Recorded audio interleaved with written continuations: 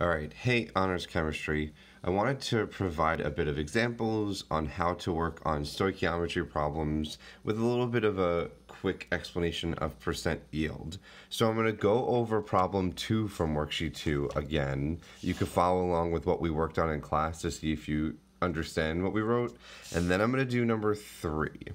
Okay, so for number 2, it says recall that liquid sodium reacts with chlorine gas to produce sodium chloride. You want to produce 581 grams of sodium chloride. How many grams of sodium are needed? So first, before we do anything, we need a balanced chemical equation. So it says liquid sodium reacts with chlorine gas. I'm going to have to write sodium, and it tells me that it's a liquid, so I could put L. And it reacts with chlorine gas. And we should remember that chlorine is a diatomic element. So I'm going to put Cl2, and it says it's a gas. And it's needed to produce sodium chloride. And the way that we write sodium chloride, if you've known this for a long time, is NaCl. And that's typically a solid. Okay? Now, I have to make sure that this equation is balanced. I have one Na on this side, one Na on this side.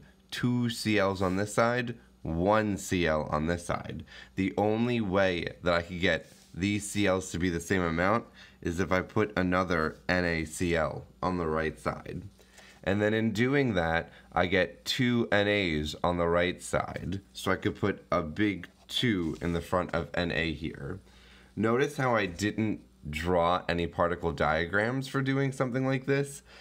Some of the balanced chemical equations are pretty straightforward, like needing 1 or 2 more substances. So you kind of do the guess and check method to figure out, okay, yep, now I have 2 sodiums, 2 sodiums, 2 chlorines, 2 chlorines.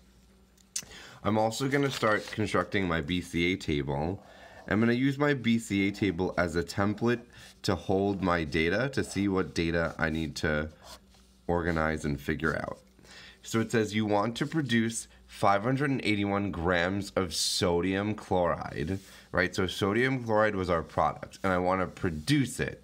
If it says produce, that's my after section. That's something that I want later on. And I'm going to put 581 grams of sodium chloride underneath the line. If you remember what we mentioned in class, or if you don't know this, in a BCA table, we only put moles. And so I'm going to have to convert these grams to moles at one point.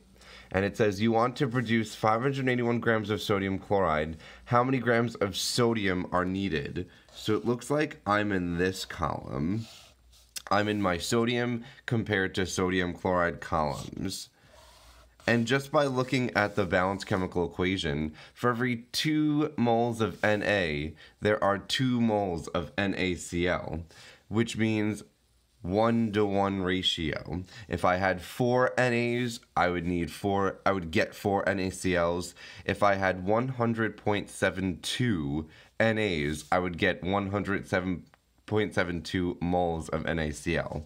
1-to-1 ratio. So I'm going to start by trying to convert my grams to moles. When in doubt, convert whatever you have to moles. Now, I need to remember that if I want to convert the grams of a substance to moles, I need to look up the molar mass. I need to figure it out. So if I use the periodic table, I know that sodium is 22.990, and there was only 1 sodium in that compound. So 22.990 plus there was only 1 chlorine in that compound, and chlorine is 35.453, and I get 58.443 grams. I'm going to write that as a note to myself on this handout, that the molar mass of NaCl was 58.433 grams. Okay? And so, now that I know that the molar mass is here, to go from grams to moles, I need to multiply by 1 mole of NaCl over that molar mass, which is 58.433 grams, right? Which basically what I'm doing here is I'm dividing. Grams divided by molar mass is going to give me moles. And if I do this math, I'll do 581 divided by 58.433, and I get 9.94, which in class I rounded to, and I'm going to do it again, to about 10 moles. Now I'm rounding it to 10 for the purpose of this worksheet, just so we have simple numbers and you could see what happens when I do with these numbers. All right, so I have 10 moles of NaCl that were produced after. That's what 581 grams of NaCl is. 581 grams of NaCl is about 10 moles, which means in my BCA table, before I should have had 0 moles of NaCl, and I added 10 moles. Now, if I'm carrying this out backwards now, if I had 10 moles of NaCl, I should have only needed 2 to 1. I should have needed half as much, which is I use 5 moles of Cl2. How did I do that?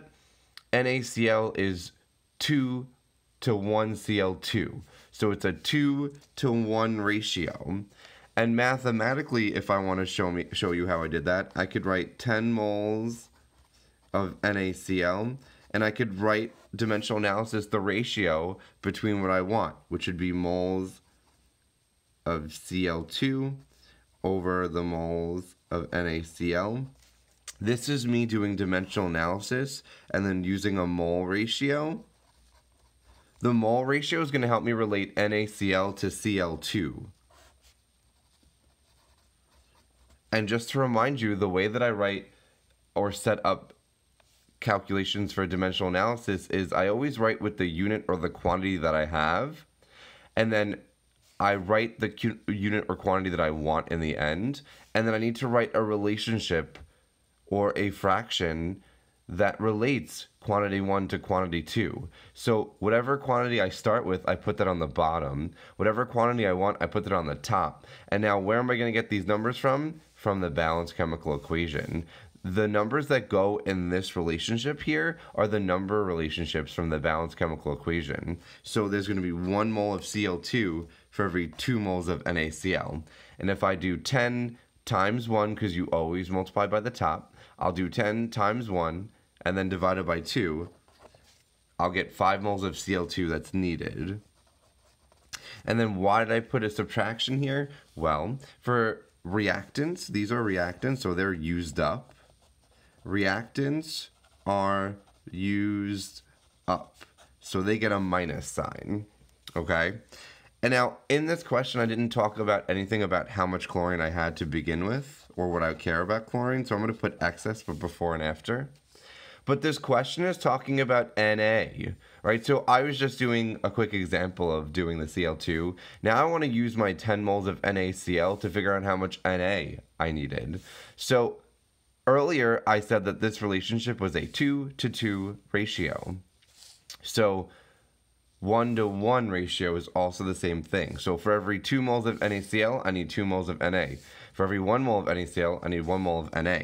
So I know that I need 10 moles of Na. I must have started with 10 moles of Na. And I'll end up with 0. And the question says how many grams of sodium are needed now? Well, I needed 10 moles of sodium.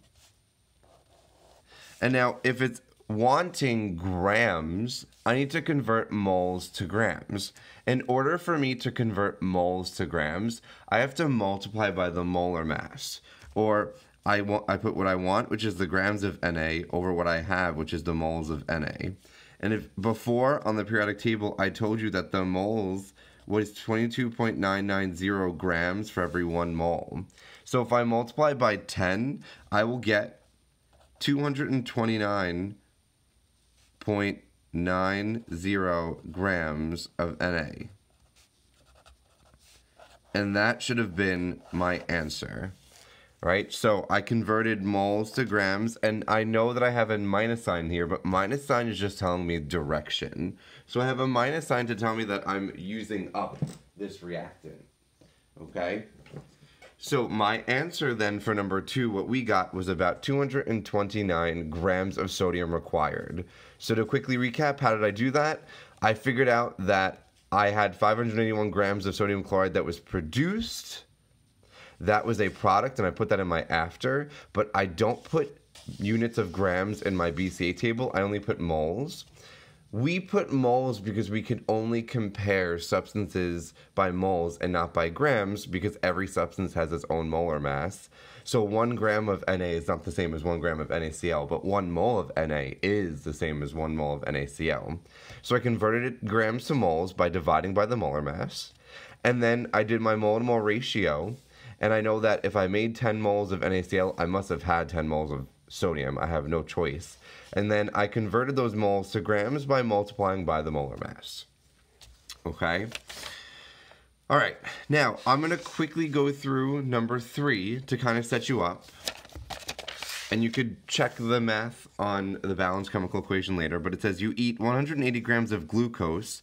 If glucose is C6H12O6 reacts with oxygen gas to produce carbon dioxide and water, how many grams of oxygen will you have to breathe in order to burn the glucose?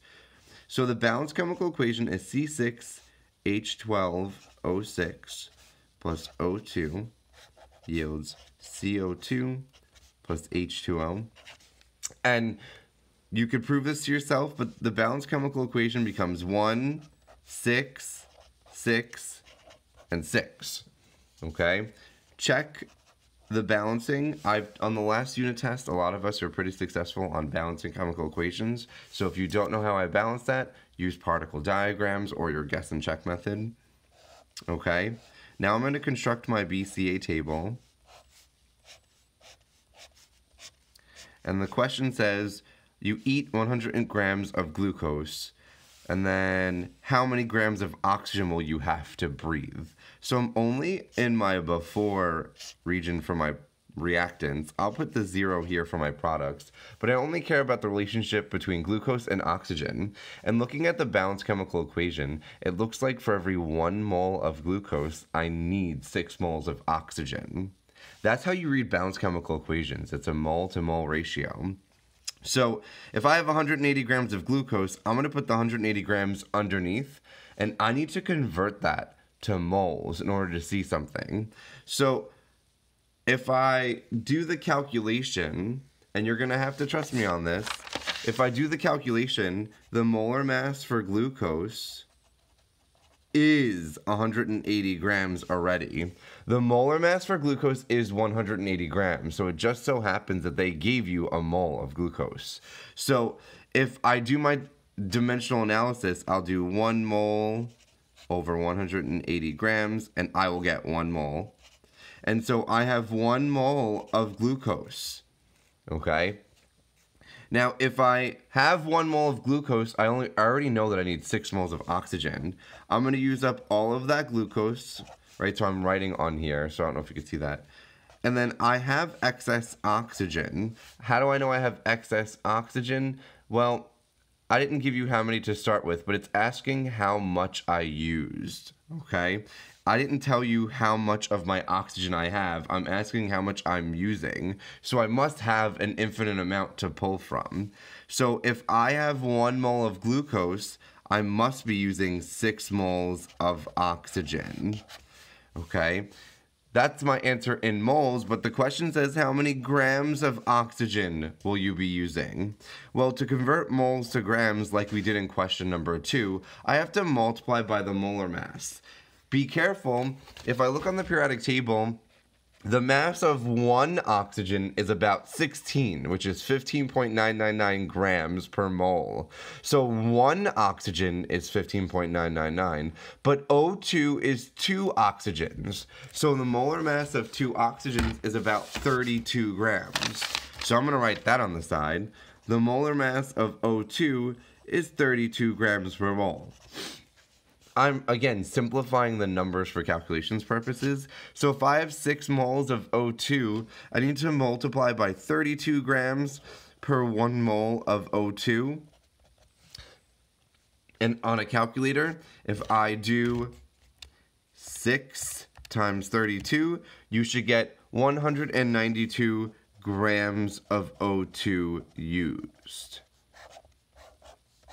So 6 moles of O2 is the same as 192 grams of O2. These two numbers mean or represent the same quantity for oxygen. And I don't know if you could see that, but how I did that was I multiplied by moles times my molar mass, and I got my grams. And so for a quick check there, to go from grams to moles, I multiply by 1 mole over the molar mass, and that's going to give me my moles. To go from moles to grams, I divide. Sorry, to go from moles to grams, I multiply by the molar mass.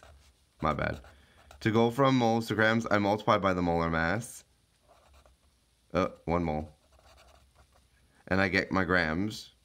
This is bad. 1 mole, and I get my grams. So I don't know if I said that correctly. To go from grams to moles, I divide by the molar mass. 1 mole over the molar mass. To go from moles to grams, I multiply by the molar mass, which is moles times molar mass equals grams. Okay? So, I'm hoping doing these two examples helps you understand a bit of this worksheet. I would like you to try and do question number 4. And the only thing I'm going to add, and I mentioned for some of you, is that it asks you to do percent yield. And so for percent yield is going to be an extra calculation at the end. And this is like part B. And this is part A. So there's 2 parts of this question. How much zinc chloride should you get? That's part A. And then for part B, it says, all right, suppose you got this, right? This is actually. For percent yield, I'm going to do actual over theoretical times 100%. So in choice A, when you carry out the calculations, this is going to be your theoretical yield. All right, and so for my calculations in 2 and 3, any of these calculations that I was getting, these were my theoreticals, right? So I theoretically needed 192 grams, or I theoretically needed 229 grams. The amount that you get from a BCA table is the theoretical amount that you need for the reaction. But sometimes reactions are ugly, or there's error or mistakes, or you have an impure substance in there, and you don't get what you actually get. And so for percent yield, it's going to be actual over theoretical times 100%. So when you go and do number 4, and I want to check number 4 for tomorrow or Monday. When you go and do number 4, you're going to use the 4.61 grams to tell me how many zinc chloride I should get, and that's in part A. That's my theoretical yield. And then for part B, you're going to use the theoretical yield that you got in A and divide it by this actual yield that you got in B. Okay? So, please make sure that you understand and do these calculations. You will have a pop quiz on these type of calculations. If you have any questions or concerns, please let me know.